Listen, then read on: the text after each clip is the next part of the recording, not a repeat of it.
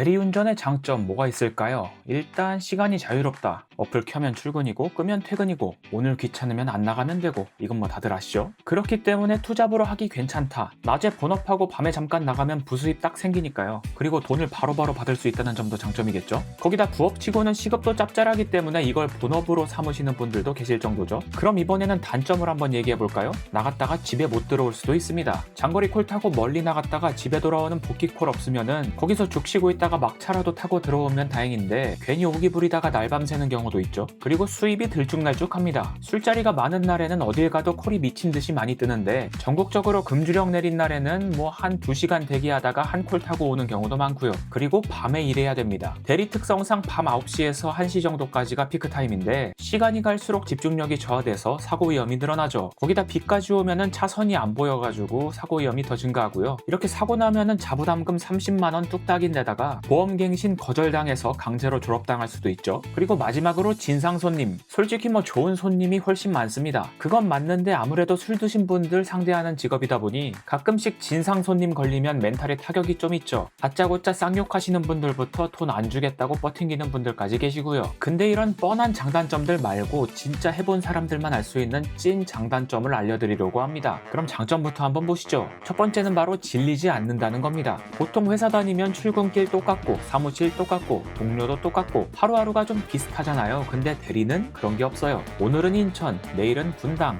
모레는 하남, 어쩔 때는 아예 경상도, 충청도, 전라도, 강원도 등등 전국 팔도를 돌아다니는 날도 있고요. 저 같은 경우에는 지도에서만 봤던 동네들 한 번 가보니까 느낌이 완전 다릅니다. 제가 거의 인천 안에서만 돌아다니던 인천 촌놈인데 대리운전 시작하면서 서울도 자주 들락날락거리면서 구경도 많이 했고요. 그래서 은근히 재밌습니다. 똑같은 골목을 매일 도는 게 아니라 콜 뜨는 곳마다 새로운 미션이 주어지는 느낌. 그러니까 마치 게임하는 느낌이랑 비슷하다고 보시면 됩니다. 이렇게 새로운 동네 계속 가다 보면은 지루할 틈이 없죠. 주소가 면음리로 돼 있으면은 여긴 어디야 싶은 순간도 꽤 있고요. 그때그때 상황이 달라서 일이 루틴화되지가 않습니다. 뭐 이건 단점으로 작용할 수도 있을 것 같네요. 이렇게 대리운전은 반복되는 일이 싫으신 분들한테는 정말 적합한 구조입니다. 출근지와 도착지가 고정되어 있는 게 아니니까요. 출근지 같은 경우도 오늘은 인천에서, 내일은 서울에서, 모레는 시흥에서 출발해봐도 되고요. 물론 멀리 가면 돌아오는 건 피곤하죠. 근데 이상하게 지겨운 느낌은 없습니다. 뭐 이렇게 돌아다니다 보면 운동도 되고 체력도 늘어나겠죠? 그리고 가는 곳만 다르냐? 아니죠.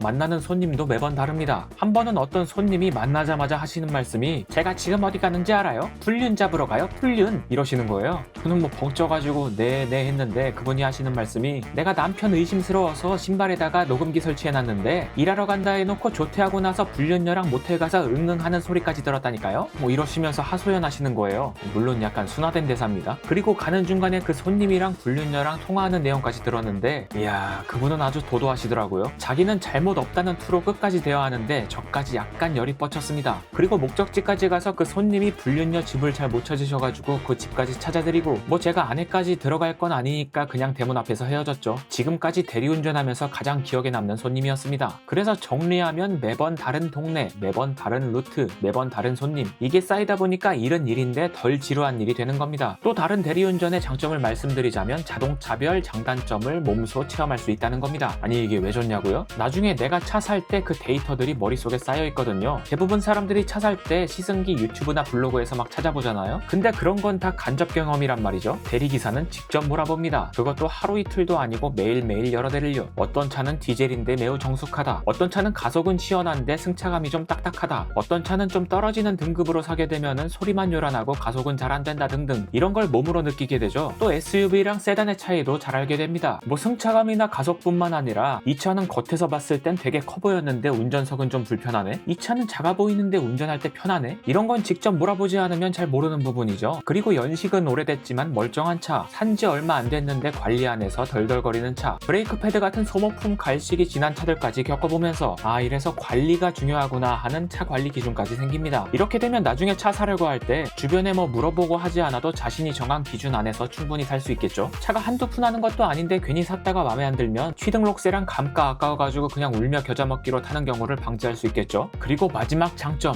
화장실을 잘 찾을 수 있습니다. 대리하다 보면 가장 난처할 때가 길거리에서 대소변 마려울 때입니다. 밤에 일하다 보니 커피도 마시고 뭐 중간에 배고프면은 편의점이나 식당에서 사 먹을 수도 있겠죠. 그러고 나서 신호가 울리면 굉장히 난처해집니다. 근처에 지하철이라도 있으면 다행인데 여기 멀면 그냥 노상방뇨할까 싶은 생각까지 든 적도 있죠. 진짜 급하면은 주변에 식당이나 편의점 가가지고 잠깐 화장실 좀 쓸 수 있을까요? 하고 물어봐도 되지만 저 같은 경우에는 괜히 뭐 사지도 않는데 그런 거 물어보기가 좀 눈치 보이더라고요. 여기서 꿀팁 하나 드리자면 보통 아파트 상가 쪽 화장실이 열려있을 가능성이 높습니다. 그리고 만약에 1층 화장실이 닫혀있더라도 2층은 열려있는 경우가 많습니다. 이게 1층 화장실을 닫아놓는 이유가 지나다니는 사람들이 괜히 상가 이용하지도 않는데 화장실 들락날락거리면서 더럽히는 경우를 방지하기 위해서인데요. 보통 그런 사람들이 2층까지 올라가서 볼일 보지는 않거든요. 그래서 2층 화장실은 웬만하면 열려있는 경우가 99%입니다. 이게 그냥 웃자고 하는 얘기처럼 들릴 수도 있는데요. 대리하다 보면 이게 진짜 생존 스킬입니다. 볼일 못 보면은 진짜 스트레스 쌓이고 일에 집중도 안 되거든요. 그리고 자주 가던 지역이면은 어디 화장실이 열려있는지 딱 보자마자 파악이 됩니다. 진짜 급할 때는 이거보다 유용한 정보가 없겠죠? 이번에는 대리기사 하면서 겪게 되는 단점 차례인데요. 첫 번째는 바로 준진상 손님입니다. 아니 진상은 아까 초반에 얘기하지 않았냐 하실 텐데 제가 말씀드리는 건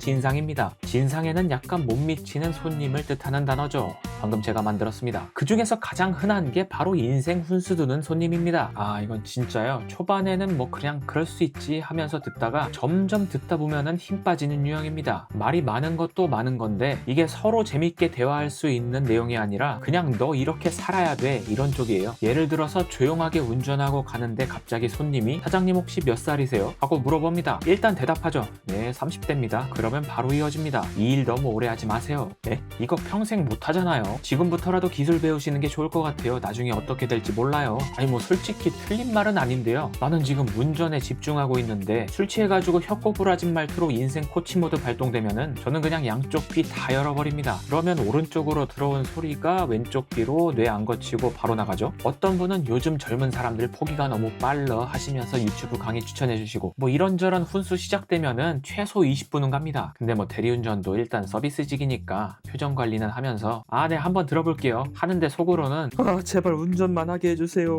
하고 있겠죠. 사실 이런 손님들이 저한테 악의를 가지고 계신 것도 아니고 그냥 술 한잔 해가지고 감정이 올라와서 젊은 사람 보니까 좀 연장자로서 한마디 하고 싶으신 거예요. 그래서 저도 처음에는 좀 귀담아 듣는 편이었습니다. 근데 이런 말씀 하시는 분들 레파토리가 거의 다 비슷하고 하도 많이 듣다 보니까 이제 좀 질려요. 이럴 때는 너무 길게 대답하지 말고 네 그렇군요 정도로 짧게 대답하면은 대화 길이가 좀 짧아질 수도 있습니다. 그리고 다음 단점 바로 냄새 공격형 손님에 관한 이야기입니다. 일단 전제 깔고 갑니다. 담배 냄새 정도는 참을 수 있어요. 대부분 손님들 차 타기 전에 담배 피셨으면 그냥 은은하게 나는 정도입니다. 근데 뭐 이 정도는 살면서 자주는 아니더라도 흔하게 맡을 수 있는 정도의 냄새죠. 그리고 가는 중간에 차 안에서 담배 피우시는 분들도 많은데 그 정도도 뭐 창문 열고 가면서 잠깐만 참으면 되니까 이해할 만합니다. 솔직히 연초는 제 옷에 냄새 배거해서 좀 그런데 전자담배 냄새 정도는 심하지도 않고 옷에 배지도 않으니까 괜찮죠. 문제는 그런 분들이 아닙니다. 제가 겪은 최악의 냄새 공격 유형 첫 번째 바로 발냄새 공격형입니다. 이런 분들은 그냥 출발할 때부터 도착할 때까지 발냄새 공격을 시전합니다. 조수석에 타신 경우에는 대시보드 위에, 뒷좌석에 타시는 경우에는 센터 콘솔 위에 발을 올리시는 경우가 많은데요. 솔직히 이렇게 해도 냄새만 안 나면 괜찮은데 보통 차 타면서 신발 벗는 경우는 발이 좀 갑갑해가지고 편하려고 벗는 거잖아요. 그 말은 오늘 하루 손님의 발이 극한 환경에 처해 있을 확률이 높고 제가 겪은 바로는 거의 99%는 발냄새가 질입니다. 이게 담배 냄새 같은 경우에는 피는 그 순간만 참으면 되는데 발냄새는 자동차라는 밀폐된 공간 안에서 운전하는 몇십 분 동안 진짜 그냥 숟가락 살인마처럼 그냥 지속적으로 공격하는 거예요. 그리고 대리하면서 제가 겪은 최악의 냄새 넘버원은 바로 순대국밥집에서 나온 손님입니다. 사실 요즘에 오픈하는 순대국밥집들은 좀 깔끔한 인테리어로 환기도 잘 되고 냄새가 덜한 맑은 국물로 하는 곳들도 많은데 제가 말씀드리는 건 좀 오래되고 환기시설이 빈약한 촉촉한 국물도 녹진하게 오래 고아서 나오는 전통 있는 순댓국밥집들 얘기입니다. 이런 분들은 차에 타시자마자 냄새가 코로 확 들어오는데 이게